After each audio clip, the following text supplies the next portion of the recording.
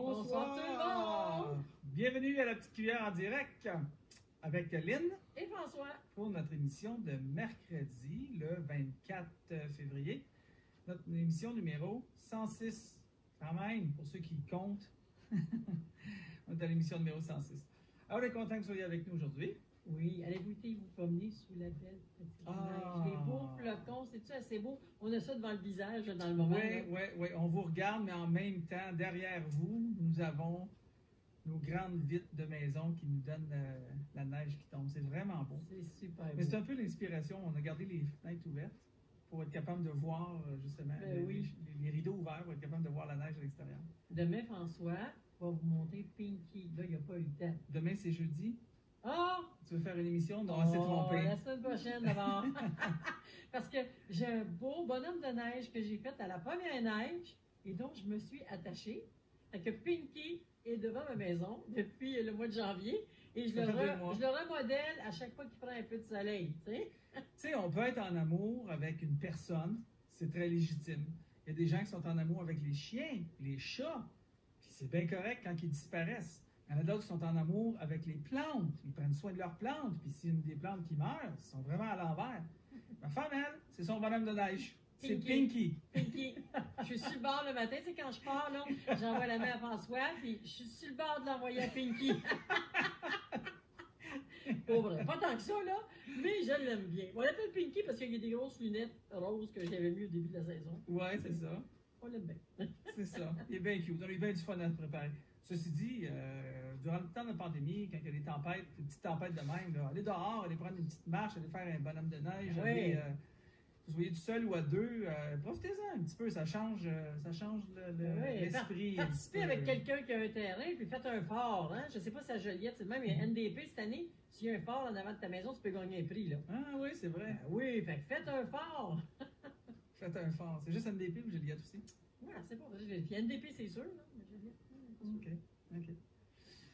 Bon, bien, à part de ça, pas de nouvelles de Fée Clochette de ce soir, pas de nouvelles de la COVID. Si vous voulez avoir des nouvelles de la COVID, c'est toujours les mardis, finalement, qu'on donne les nouvelles, à moins qu'il y en ait des nouvelles entre le mardi et le mercredi, en ce qui concerne la COVID. Sinon, allez voir l'émission de mardi, à tous les mardis, là, à 20h30. On a notre émission, puis bien sûr, toutes ces émissions-là sont jusqu'à la mort, tant que l'Internet existe, seront disponibles pour vous pour voir qu'est-ce qui se passe. En tout cas, on verra jusqu'à la mort, mais en tout cas, on a un bout. C'est ça, on a un bout à faire. Il y a des nouvelles, par exemple. Il y a quand même des nouvelles. Il y a toute une nouvelle pour les Québécois. Les Québécois puis les amateurs de sport de hockey. Hein? Vous avez entendu parler que M. Claude Julien a été congédié, hein, le coach, ainsi que son assistant coach, Kurt Muller, qui est remplacé par Dominique Ducharme. Et ce qui est intéressant de Dominique Ducharme, c'est parce que c'est un gars de la région. C'est un gars de NDP. C'est un gars de NDP, de Notre-Dame-des-Prairies. Donc, envoyez ça à Dominique, puis félicitations, on est avec toi là-dedans. On m'avait dit qu'il y avait quelqu'un d'autre qui venait de NDP aussi, qu'on connaît, qui est sur la télévision. De Joliette, c'est la jeune femme qui s'occupait de l'auto-guidage. Ah oui, pour la planète Mars. De l'espèce de petit robot Persévérance, qui s'appelle. Ouais. Sur la planète Mars, vient de Joliette. La fille vient de Joliette. Même Madame Véronique Yvon a même souligné cette dame-là, son nom m'échappe, je ne sais pas si vous connaissez son nom peut-être, mais cette dame-là, ainsi que M. Dominique Ducharme. Véronique Yvon a souligné ces deux-là de la région. Bien, certain, c'est cool, hein? Écoute bien, là, c'est du monde de chez nous. Oui, c'est du monde de chez nous. On est fiers. C'est ça. Merci de votre participation à la croissance de ce monde. C'est ça. Exactement. Alors, si vous voulez, on va, comme on a l'habitude, on écoute des chants qui, donc, pour vous divertir, parfois vous inspirer. Et des fois, c'est les deux en même temps. Ce soir, Lynn va nous chanter La Marmaille. Hey, le beau chant de Linda Lemay. Écoutez ça, moi j'aime bien ça. Alors, on écoute La Marmaille, puis on revient pour le moment de la réflexion.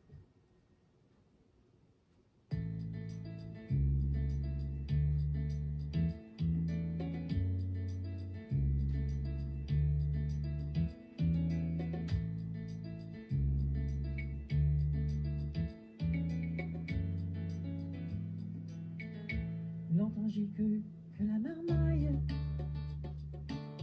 j'en voudrais jamais dans mes jambes, que j'endurerais jamais que ça broye, même en punition dans une chambre. Longtemps j'ai cru que la marmaille, il y avait des filles faites pour ça,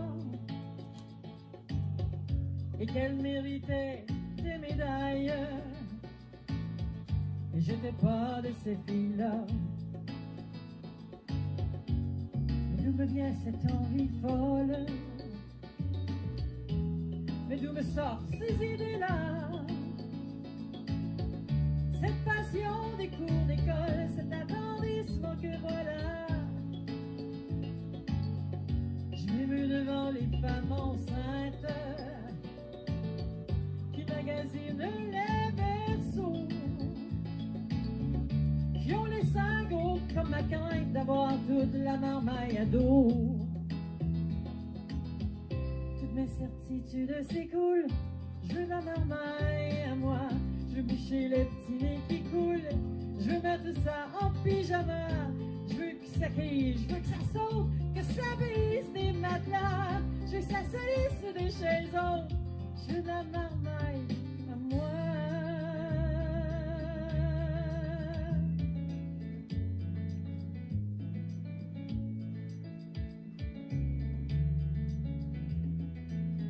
Je sais pas pourquoi, mais la marmaille, je croyais que ça ne m'aimait pas la face, que ça priait pour que je m'en aille. Quand j'arrivais dans leur espace,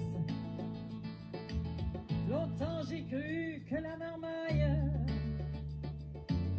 j'en aurais jamais sur les bras, que j'avais ni le cœur ni les entailles assez solide pour porter ça. Je m'émeus devant les femmes enceintes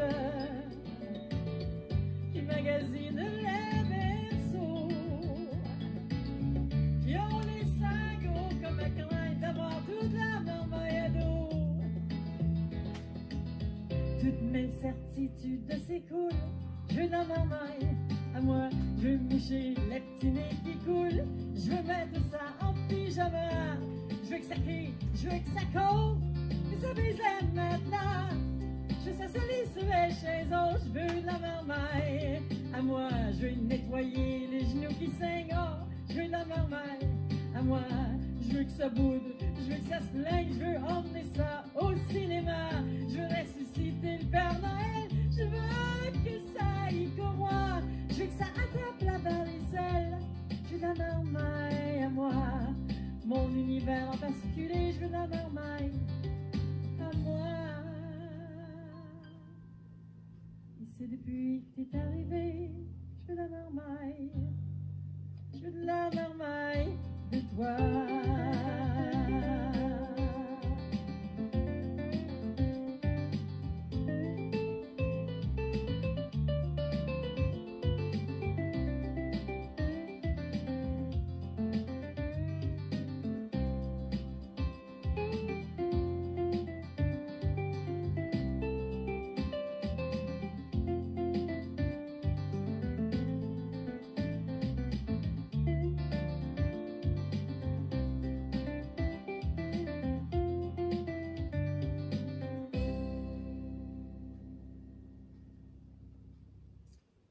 Merveilleux chant, la Oh, marmaille. Charles Bellamy, hein? Félicitations. Excusez-moi, je savais que ça en venait. Hey, merci pour tous vos beaux commentaires. Marie-Lou, t'es fine. Merci à tout le monde. Ouais, bienvenue à plusieurs d'entre vous. Hey, Dave, on en a une gang là, qui sont là aujourd'hui. Là. on a le temps de les regarder, là, c'est ça, durant le temps de la chanson, on les voit passer. Là. Dave est là, Kim est là, j'ai vu Sébastien, j'ai vu Guette. Salut tout le monde! Salut tout le monde. Tellement le fun. Marie-Lou, j'ai-tu dit? Non. Myriane est là. Qui que j'ai vu aussi, donc? Un peu. Isabelle est là. Isabelle. Fidèle. Dave est là, j'avais dit. J'ai vu Sylvain. Oui, ok. Je pense que je les ai toutes nommées. Je ne vous ai pas nommées, je m'excuse. Hein. Ceux qui ont passé durant le temps de la chanson. C'est ça Ouais. qu'on a vu. Hey, on est content que vous soyez là. On est content que vous soyez là avec nous.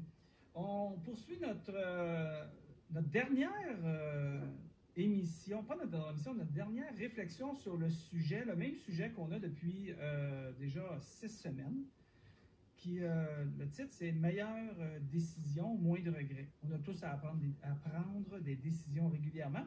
Alors, on voulait être capable de vous donner des outils et à se donner, nous aussi, des outils parce que ça nous reste vraiment, lorsqu'on creuse là, pendant des semaines et des semaines sur un sujet, ça nous reste, alors ça nous aide à mettre en pratique ces réflexions-là qu'on vous apporte ce soir.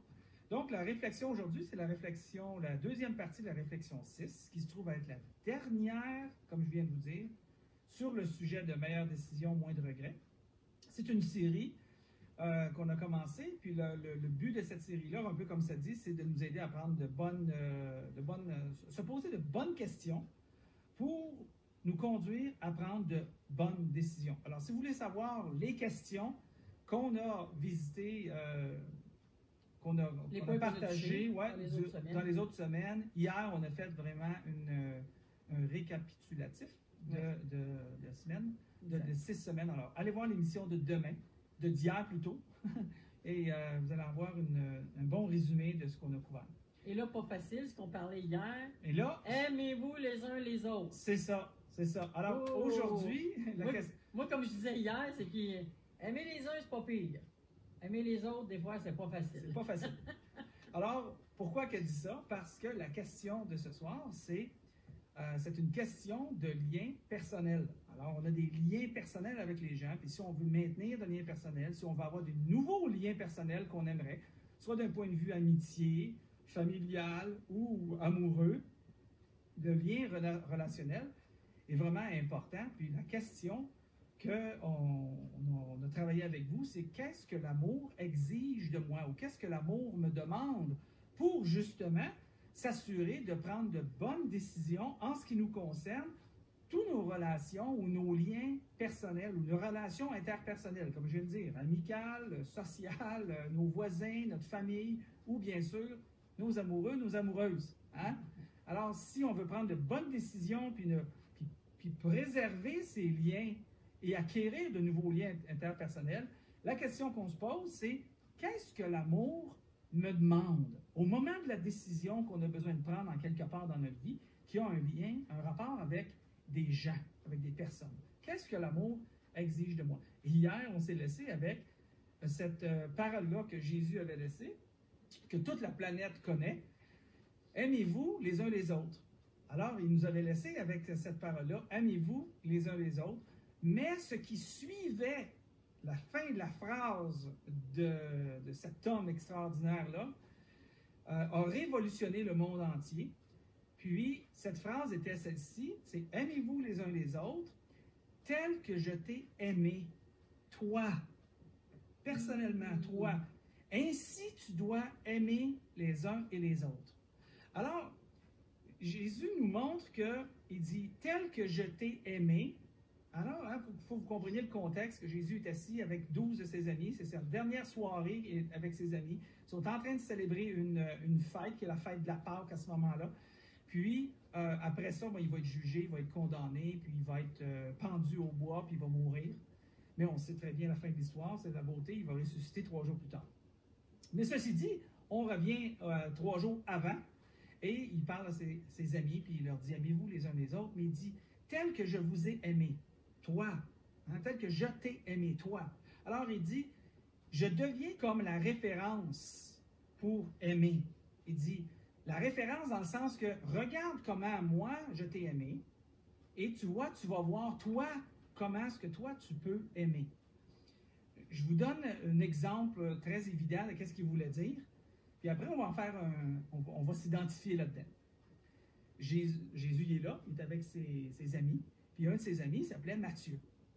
Puis il regarde Matthieu, puis il dit à Matthieu, juste pendant cette phrase-là, c'est un peu comme sous-entendu, te souviens-tu, si Jésus avait posé la question, il pourrait facilement dire à Matthieu, tu te souviens-tu, Matthieu, dans quoi tu étais quand on s'est rencontrés?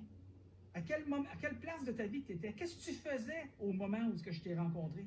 Puis Matthieu, avec un peu d'honnêteté, n'avait pas le choix de répondre que oui, je me souviens, j'étais plus ou moins un voleur pour le gouvernement, hein, à ce qui a trait aux taxes, parce que sa job à ce moment-là était, au nom du gouvernement, de taxer la population, mais il y avait le droit, c'était accepté par le gouvernement de surtaxer les gens de façon à ce qu'ils puissent s'enrichir en taxant les gens. Alors, il volait les gens au nom un peu du gouvernement. Puis il dit, je me souviens très bien parce que il dit, tout le monde gardait une très bonne distance de moi à ce moment-là. Comment vous comprenez ça? Hein? Tu comprenais ça? On comprend ça, hein? Fait que Jésus dit, tu te souviens-tu ce que je t'ai dit, Matthieu, à ce moment-là, dans ce que tu vivais? Puis Matthieu pourrait répondre, oui, tu m'as invité à te suivre. Il dit, je peux imaginer ce qu'il pouvait dire. Ça me faisait drôle que tu m'invites à te suivre. Parce que dit, quand moi j'essayais de suivre les gens, ils fuyaient. Alors, je comprends que tu as vraiment bouleversé ma vie à ce moment-là. Et là, Jésus aurait pu répondre, parce que c'est un peu ce qu'il veut dire quand il dit, toi, comment est-ce que toi je t'ai aimé, aime les autres de la manière que toi je t'ai aimé. Et dans le contexte de Matthieu, il pouvait simplement dire à Matthieu, il poursuit en disant, exactement Matthieu, exactement. Cette même invitation-là que je t'ai tendue au moment où personne ne voulait te suivre, mais te fuyait, mais moi j'ai tendu la main vers toi, toi, fais la même chose. Alors souviens-toi de comment tu as été aimé par moi et aime les autres de cette manière-là. Comprenez-vous quand que lui il disait la manière que je vous ai aimé, la manière que j'ai tendu la main vers vous, tendez maintenant la main vers les autres. C'est pourquoi cette parole-là et cette question-là, qu'est-ce que l'amour exige de moi, est tellement personnelle. C'est plus que juste aimer quelqu'un. Dans le fond, là, l'amour, si on veut répondre à la question, qu'est-ce que l'amour exige de moi? L'amour exige de moi de redonner aux autres ce que tu as reçu spécifiquement à toi ou personnellement à toi. En d'autres mots, c'est comment as-tu été aimé? Comment tu as été aimé? Qu'est-ce qui, pour celui, exemple, qui veut suivre la foi chrétienne, je vais mettre deux facettes, parce que je sais qu'on a des gens qui sont croyants, d'autres qui ne sont pas croyants. Mais je veux donner deux perspectives ici. Celui qui est croyant pourrait peut-être dire, je vous posais la question, qu'est-ce qui caractérise ta rencontre avec la vie divine? La vie divine, plutôt. Est-ce que tu te souviens? Qu'est-ce qui a bouleversé ta vie? Qu'est-ce qui a changé ta vie? Et si une rencontre avec le surnaturel, ce n'est pas une expérience qui t'appartient, ce n'est pas quelque chose que tu recherches ou que tu as vécu, bien, je vais te poser la question autrement. Je vais te poser la question en te disant, quelle partie de ta vie que tu as été touché? Quelle partie de ta vie est devenue, tu t'en souviens comme quelque chose de significatif? Quelque chose qui t'a vraiment réparé à l'intérieur de toi? Quelque chose qui est arrivé, que tu t'es senti aimé, et ça a permis de rebâtir quelque chose. Ça t'a donné la force de surmonter quelque chose. Qu'est-ce qui a changé à ce moment-là? C'est ça qu'il faut regarder, comment que tu as été aimé. C'est de se souvenir de moments particuliers, comme moi je me souviens d'un moment particulier. Je me souviens du moment particulier où, comme Matthieu, l'ami de Jésus, je me souviens du moment particulier où, moi, j'essayais d'impressionner, j'avais 19 ans, j'essayais d'impressionner tout le monde. J'essayais de montrer que j'avais une grande connaissance, donc j'étais en train de philosopher sur n'importe quoi. J'avais une grande explication sur la construction d'une chaise. J'avais une apparence avec mes grands cheveux longs, puis mes colliers, puis mes bracelets, puis mon linge tout à fait extravagant, de façon à attirer l'attention des gens. Je voulais impressionner. Et c'est à ce moment-là dans ma vie que cette expérience-là que Matthieu a vécue, divine, est arrivée un peu dans ma vie. Et il m'a sorti de là. Mais aujourd'hui, je n'essaie pas d'impressionner les gens par orgueil, mais j'essaie d'influencer les gens pour mieux les aider à ce que chacun puisse vivre pleinement. Il a transformé ma vie. Et là, ce qu'il me dit en d'autres mots, Comme toi, François, tu as été aimé. Tu te souviens de cette fois-là, François? Oui, je m'en souviens. Bon, je te demande, tout le restant de tes jours, faire ça. Toi aussi, aimer les autres de la même manière que toi aussi, tu as été aimé. Puis c'est pour ça que François vous dit, c'est un amour qui est personnel. Parce que, bon, lui, Dieu s'est révélé dans cette manière-là de l'aider et ça l'a guidé sa vie, ça a donné un sens, en quelque part. C'est ça. Et puis, bon, pour lui, ça va être ça. Pour moi, ça a été autre chose. Ça va être vraiment de me découvrir puis de trouver une raison à la vie, pourquoi qu'on vit, tu sais. Puis pour vous, ça va peut-être être autre chose qui va faire que lorsque vous allez vous sentir aimé, vous allez trouver votre essence. Ouais. Vous allez trouver la raison pour laquelle vous existez. Parce qu'on s'entend dessus. Puis je trouve que le temps de COVID nous a permis ça. Oui. De s'arrêter et de dire, tabarnouche. Puis je vois des gens à la caisse là, qui me disent, des personnes âgées là, qui me disent, hey, c'est plate, s'il vous plaît, enfermé, là, ça fait longtemps. Là. Et puis, ils se demandent pourquoi, finalement, à quoi ça sert de vivre. Ils se lèvent le matin, ils mangent, ils écoutent la télévision, puis après ça, ils se couchent. Ouais. C'est pas drôle l'affaire. Ouais. Fait qu'il faut vraiment, c'est important de le faire le point dans votre vie, de vous arrêter et dire pourquoi moi je vis, à quoi je dois m'attendre, vers quoi je dois m'en aller pour avoir un but. Et puis si votre but, ben, c'est aimer, ben, j'ai des gens qui sont comme ça que je connais, qui ont décidé, ben moi c'est ce que je vais faire, je vais aimer tous ceux que je vais rencontrer. Je vais faire du mieux que je peux, du mieux que je peux aider, je vais faire. Aimer est tellement winner dans la vie de quelqu'un.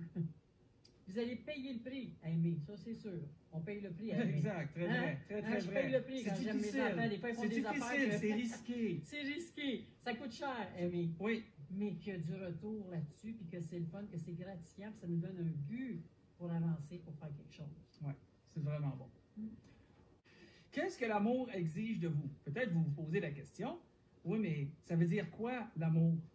Il y a un chant qui a été écrit par Édith Piaf qui s'appelle l'hymne à l'amour. Mais il y a aussi un poème, un peu une forme de poème qui a été écrit qui s'appelle l'hymne à l'amour aussi. Mais ça définit qu'est-ce que l'amour. Souvent, on va lire ce texte-là que je vais vous lire dans les mariages parce que ça définit clairement qu'est-ce que l'amour. Alors, écoutez bien qu'est-ce que l'amour, ça pourrait être d'une manière générale. Oui, parce que c'est pas juste pour les couples, là. Non, c'est l'amour en général. C'est l'amour en général. Mais regardez comment on peut découvrir qu'est-ce que l'amour. Ça peut vous donner des indices. Parce que c'est intéressant de découvrir pour vous qu'est-ce que l'amour exige de moi, si on va être capable de répondre puis de donner aux autres ce qu'on a reçu. Donc, regardez, l'amour n'abandonne jamais. Ah, quand on a des décisions à prendre, l'amour n'abandonne jamais.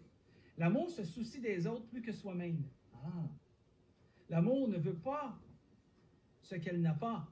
Donc, la jalousie. L'amour ne se vante point. L'amour ne s'enfle pas la tête. Hein? Quand on a des fois, on a des décisions à prendre, puis on est en jeu, est-ce que l'amour qui domine ou pas, l'amour n'est pas forcé sur les autres. Ça, c'est important. On ne force pas les gens. L'amour ne cherche pas la première place. Ah! L'amour ne tient pas un registre des mauvaises actions. L'amour ne se réjouit pas de ce qui est injuste. L'amour est toujours plein d'espoir. Elle a de l'endurance. L'amour regarde au bon côté des choses. L'amour ne regarde pas en arrière, mais avance en avant. Simplement quelques indices pour que vous soyez capable de découvrir dans votre vie quel est l'endroit où vous vous êtes senti aimé. Un endroit significatif, un moment significatif de votre vie. Quelque chose qui vous a bouleversé. Pour moi, comme je vous dis, c'est une expérience que moi j'ai eue avec Jésus, qui a bouleversé ma vie, puis qui m'a donné, puis pour Lynn, c'est autre chose, mais ça nous a donné une référence en disant, ah, c'est comme ça que j'ai été aimé, et c'est comme ça que je suis demandé d'aimer les autres. À quel endroit dans votre vie vous avez été aimé, significativement, personnellement, et reproduisez comment vous avez été aimé, et commencez à redonner aux autres ce que vous avez reçu. C'est la dernière question que je vous laisse avec. Oui. On se revoit, ça conclut notre émission, mais Lynn veut faire un petit jeu avec nous. Ben oui, parce que là, je vous ai parlé de Pinky. Hein? Je vous ai parlé de Pinky, mon bonhomme de neige, il s'appelle Pinky. Pinky. Je ne sais pas si vous l'aviez remarqué. Et je me disais, j'ai dit, François, tiens, moi, mardi, je veux que tu le montres, Pinky, mais ce que j'aimerais vraiment, il fait beau, puis la neige est collante. Je vous invite à aller faire un bonhomme de neige ce soir ou demain matin. Ce soir, peut-être qu'on ne peut pas sortir. Hein? On peut sortir après 20 h, après le couvre-feu? Après 8 h, on peut pas. Demain matin, allez me faire un beau bonhomme de neige, prenez une photo, puis envoyez-moi ça. La semaine prochaine, mardi, je vais vous montrer mon Pinky, puis on regardera les photos des autres. Ça va être bien comique. C'est ça. Fait que- Envoyez-nous ça. Envoyez-nous ça sur le courriel. Vous pouvez nous envoyer ça sur Messenger. Donc, Aline Lamarche, François Vertkelden. Courriel, direction.petitecuillère@gmail.com. Puis, comme dit Lynn, on va vous montrer ça mardi prochain. Ça va être le fun. J'amasse les bonhommes de neige. C'est bon? Passez un beau week-end. On vous aime. Merci d'avoir été avec nous. Puis on se voit mardi. Mardi à 20h, mardi 20h30. le 2 mars. On tombe dans le mois de mars. À 20h30. Ouais. C'est bon? Prenez soin de vous autres. On vous aime. Bye bye. Bonsoir tout le monde. Salut.